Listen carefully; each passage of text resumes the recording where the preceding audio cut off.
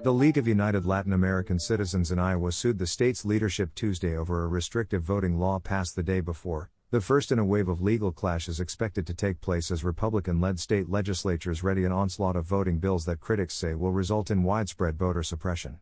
Iowa Governor Kim Reynolds signed a bill into law Monday that makes numerous changes to the state's elections, including shortening periods for requesting and returning absentee ballots, curbing the use of ballot drop boxes, shortening the length of time polling places are open on Election Day, and prohibiting third parties from helping people fill out and return their absentee ballots. The bill is the first major Republican state voting bill to pass since the 2020 election, according to Democratic Party voting rights attorney Mark Elias, who is representing the plaintiffs in the Iowa lawsuit. The lawsuit filed Tuesday in the state's district court alleges the legislation violates a number of rights guaranteed under the Iowa Constitution, including the right to vote, the liberty of speech, and equal protection guarantees. Iowa's new voting restrictions will have a substantial, severe, and unnecessary effect, the lawsuit argues, describing the legislation as largely a grab bag of amendments and new restrictions that lack any unifying theme other than making both absentee and election day voting more difficult for lawful Iowa voters.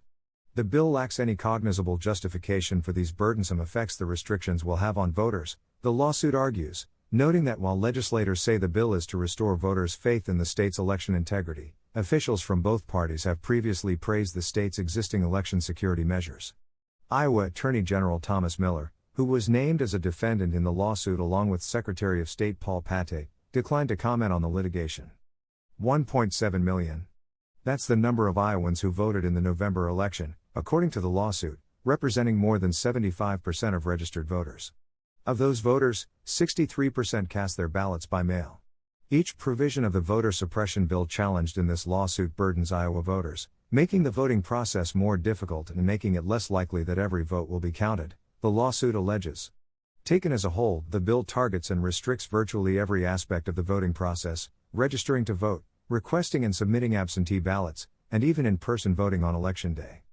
Iowa's law is part of a broader wave of GOP-backed voting legislation that aims to curb access to the ballot box, which Elias told reporters last week has become the defining feature of the Republican Party in the wake of the November election. Republicans have used the specter of voter fraud in the last election, which there is no credible evidence to support, to institute a new push for election integrity measures, with the Brennan Center for Justice reporting more than 250 voting bills in 43 states had been introduced as of February 19.